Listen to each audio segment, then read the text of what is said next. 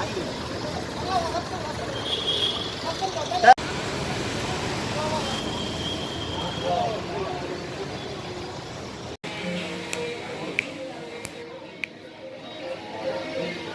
by Dr. ESK over the years is our beloved guardian angel, Dr. Rama.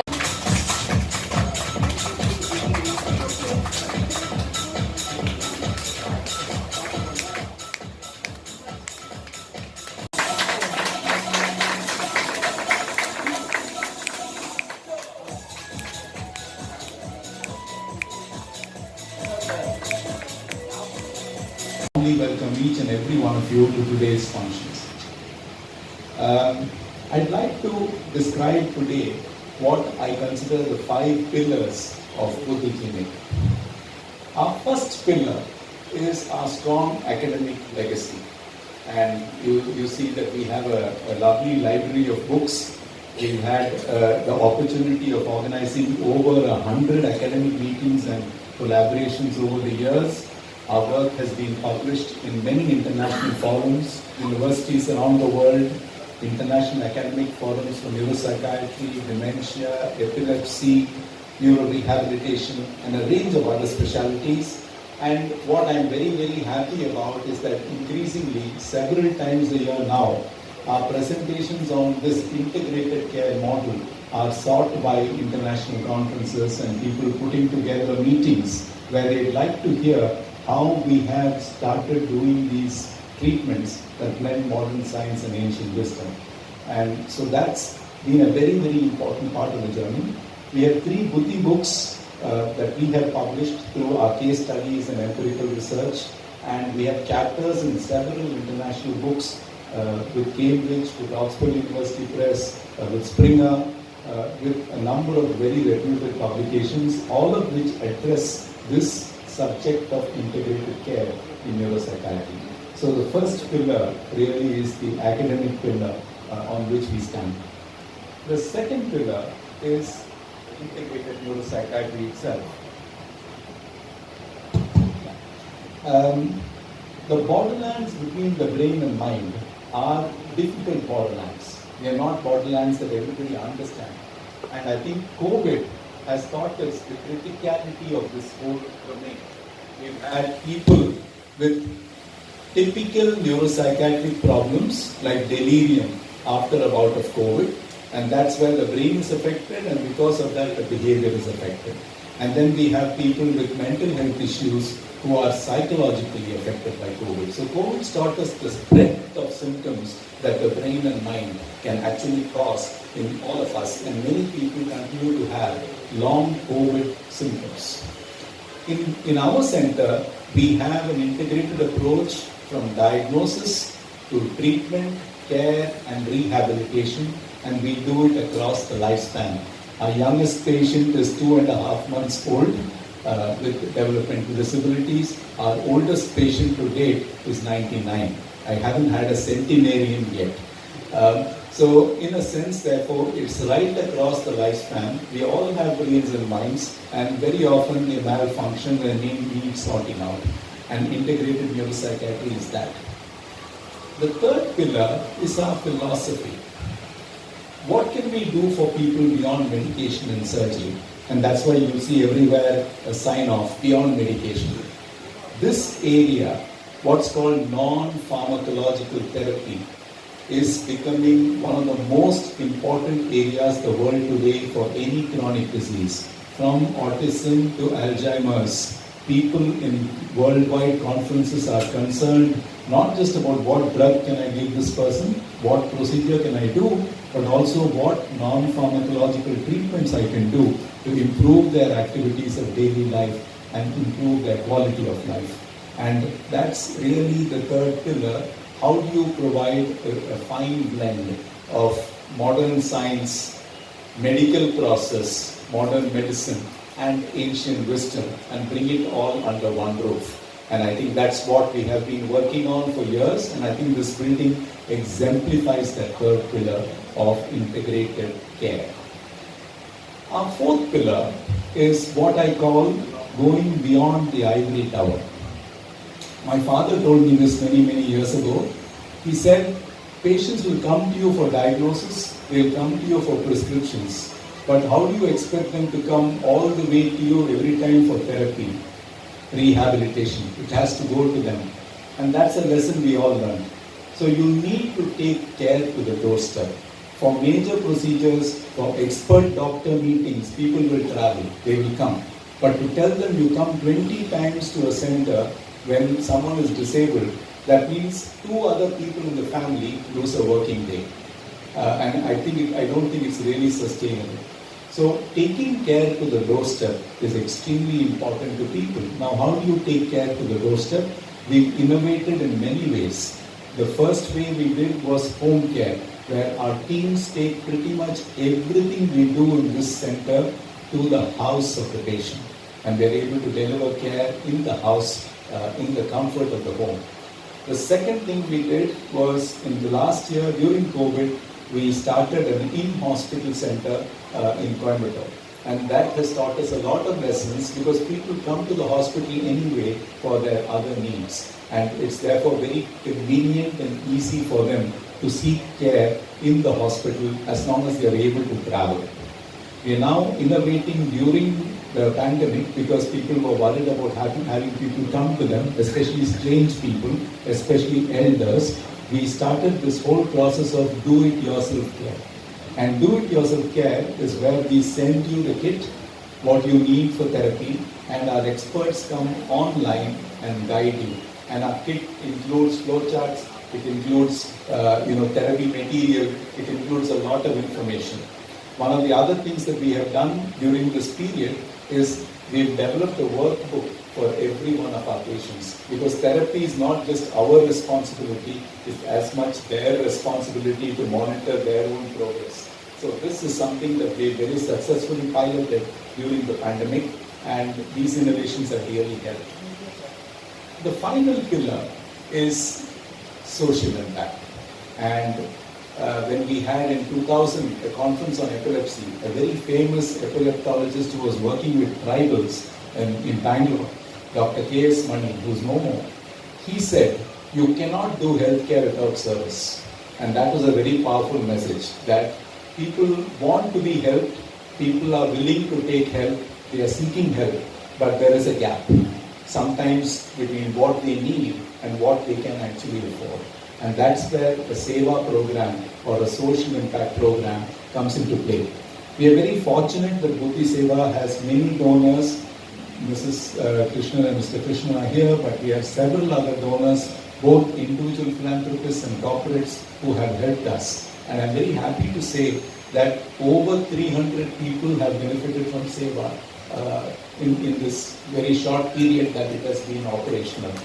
And we are constantly seeking support so that we can help people. We've made Seva very transparent. We've created a whole means-tested benefit program, and we want to make sure it reaches all those who really need it. So that is the social impact or the fifth pillar. So I say that Buddhi Clinic, in my view, has to rest on these 5 pillars, and each of them is very, very important in their own way. With the establishment of this new clinic and resource center, we are taking a bold step into the future.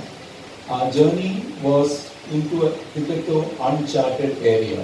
When we started, I don't think anyone was doing anything like this. I now see people doing pockets of this integrated medicine in various ways, and I'm so happy to see that. I think it's extremely important. But I think we need to mainstream integrated medicine, integrated care for the elderly, integrated care for the brain and mind and disability, and take it where the mainstream is. And I think care has to be delivered, as a mainstream program which healthcare institutions, acknowledge, embrace, and for the benefit of older people. This is a global first healthcare model. I've traveled around the world, I've lectured in integrated medicine centers in many places, and I think as a Chennaiite, I'm very happy that there's one more innovation that's coming from Chennai for the world. And we really, really hope that this will reach the world, because I think that people all over the world deserve the best care, the best health care that we can give them. So with that, I will welcome all of you once again. Thank you. Hospitals when we started, it was all about treating what we felt were centers of excellence. And in that journey, we worked at looking after cardiac patients, the end-to-end care from prevention to looking after them during an intervention and rehabilitation. We've done so for orthopedics, and we really reached the peak when we did so in oncology. But when it came to neurology, and this was something that I was extremely passionate about, we understood there were 27 subspecialties in the neuro space. And when I look at what Dr. Krishnamurthy has done today, I realize that for many of them, we were just throwing darts in the darkness. There was so much that we did not understand. The brain continues to be an enigma. And I think that scientists all over the world have said it is probably the most complex organ or organism, a collection of organisms that has ever existed today. Maybe just as complex as the universe. So, and even an attempt to try to understand this is indeed a great achievement. And I would truly like to congratulate Dr. Krishnamurthy for bringing together technology, the human touch, and the ancient wisdom of Ayurveda in this healing journey. So, congratulations, Dr. Krishnamurthy. There's so much more I could say about this Buddhi clinic, but he said it all in his speech. He said more in his AV, so I'm not going to dwell too much about Buddhi clinic. But I would like to talk about, the background as we see it today, the environment as we see it today. Neurodisability is one of the largest causes of disability in the world, and it strikes at a very young population from the age of 15 to 25. And that's really when it peaks. A 2019 study showed that 80% of all disabilities in this age of 16 to 60 was neurodisability. And this could mean about 250 million patients across the world. So I'm not looking at this as a market, but I'm really looking at it in terms of what is the social impact. What is the healing impact that we could make together? Dr. Krishnamurthy has done this wonderfully, and I've seen a demonstration of how he's taken it beyond the confines of four walls into homes. And together I believe that we have an opportunity to do something that's good not only for society but for humankind. And we do so in two ways. One is, as being from the medical profession, we've always looked at as the brain as something you treat for blood clots, for strokes, as part of the testing for high blood pressure, or for cancer where you treat tumors. But now we are really looking at what we can do for preventive health care. And to that end, we've launched this program, Celebrate, at Apollo. I'm so glad to say that we have joined hands and that we will take this further so that we can prevent people from really reaching a point where they become disabled, where they become a liability on their families. And when we've done that, I think, we would have reached a significant milestone. And we can only do this in partnership. I truly believe that the essence of this partnership is bringing our skills together. We as a healthcare organization, using scientific data, enabling access to those who have problems with neurodisabilities, to prevent people from really reaching that point where their dependence on others has become so high, or where they're isolated from the social environment. And this is just the beginning of our journey. As human beings, I think we are insignificant. As individuals, we are really insignificant when you think of the complex universe around us. We are just inhabitants of the planet Earth in the country India, in the city of Madras. Descartes once said, "I think, therefore I am." I think that together we can do so much more, that we can create health and happiness not just for us, not just for this decade, but in generations to come, because a happy and healthy generation of people will provide that for the next and the future generations. So I wish you success, and I wish us success in this journey of creating health and happiness to all of you. Brain and the mind together. As rightly said, brain is an extremely complicated organ. And what about the mind? As Dr. Krishnamurti said, we do not even know the location of the mind. Indian philosophy calls the mind an antakarana, meaning it's an inner instrument. And it is this mind which has made each one of us a human being. Man, a Manushyan is because he has a mind. The English word human being is supposed to have derived from the Greek Latin root homo. However, if you trace the root of the word homo itself, it's supposed to be from the Old Norse word hugman. And it is said, hugman, the man part of hugman is related to the mind. So ultimately, it's all one cycle way to find the human being is a manifestation of what the mind is or what the mind thinks. And that is what I believe Dr. Krishnamurti referred to by saying the mind applies the software to the human brain.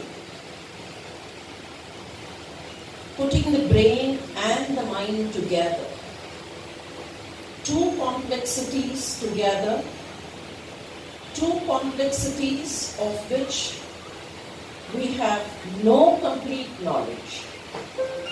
The only human being until now who is supposed to have used 2% of his brain was Albert Einstein, meaning the rest of us do not even use 2% of our brains. And combining all this with ancient wisdom, rehabilitation, please accept my congratulations, Dr. Krishnamurti, for thinking of a one-roof solution for multiple problems. Dr. Krishnamurti was referring to the post-COVID situation. I think the post-COVID situation requires not mere rehabilitation from the treatment point of view, but then a social rehabilitation too. One of the key issues of long COVID is a brain fog. The simplest complication of long COVID is the brain fog. And who requires rehabilitation when someone is diagnosed with brain fog? Let's imagine a situation, somebody comes with a brain fog. Let's imagine, hypothetically, it's one of our own assistants at the office. At the office, the boss is tired, the boss is disgusted because he or she is not able to relegate responsibility to this individual who was perfectly normal pre-COVID, but then post-COVID has become a dunce. And the boss will not be unjustified if he or she decides to fire that person. But then look at it from the other perspective. What happens to that individual?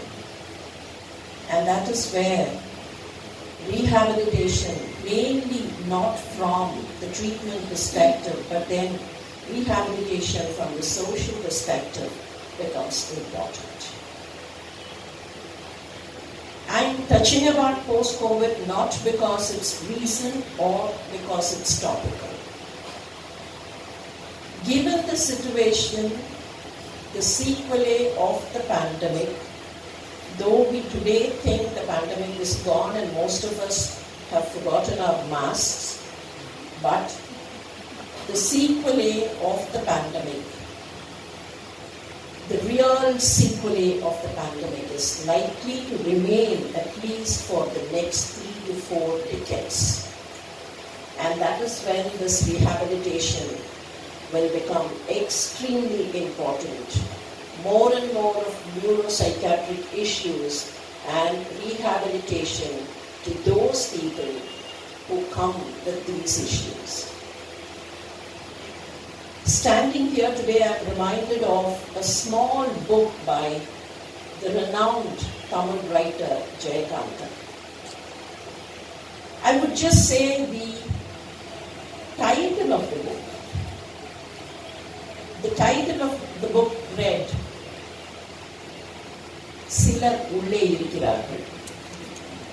And the book was on inmates of the so-called mental asylum. He just said, Silar Ulle Irukiraர்கள். The implication is, Palar Veliye Irukiraர்கள். And it is not for the mental disorder part of it. It is for any neuropsychiatric ailment. It is for any neuropsychiatric ailment, and I think that is where a one-roof solution like the Buddhi clinic becomes important. Buddhi is again a term which Indian philosophy refers to very often. Lord Yama talks to Nachiketas, saying it should be your Buddhi which should ride your chariot of life. Nachiketa, please remember your chariot should be your Buddhi. And rest of Indian philosophy talks about Buddhi as that instrument which presides over the mind itself. Buddhi dictates the mind. And I think that's what Buddhi Clinic also means. Buddhi Clinic will dictate the brain and the mind and put them on the right path. Yet another area which I think Dr. Krishnamurthy has been immensely contributing to is the kind of research and the kind of publications which come from this institution. Brain and mind require a lot of research. Research which need not be core research, but then research which is based on clinical material, clinical work, and observation. I sincerely believe the publications which have come from the Buddhi Clinic were based on the kind of clinical experience that people here have had. Dr. Krishnamurthy, I would only request you to come up with more publications. Yes, Buddhi Clinic is catering to several people. However, all your experience will have to be translated into publication, which will go a long way, not only in helping people of the current generation, but then people of prospective and forthcoming generations. I'm happy that Buddhi Clinic has moved into a new premises, probably a slightly larger and more visible premises. And I wish Buddhi Clinic grows more and more. Probably the next time you have a program here, let's have 5 more floors where we can climb up and, we ascend up. It's not mere physical ascent, but then intellectual ascent. With that, I once again thank you for providing me with a wonderful opportunity to be here this evening, wishing Buddhi Clinic and all its components and all the 5 pillars more and more and more growth. Thank you very much. Duty of proposing to vote of thanks.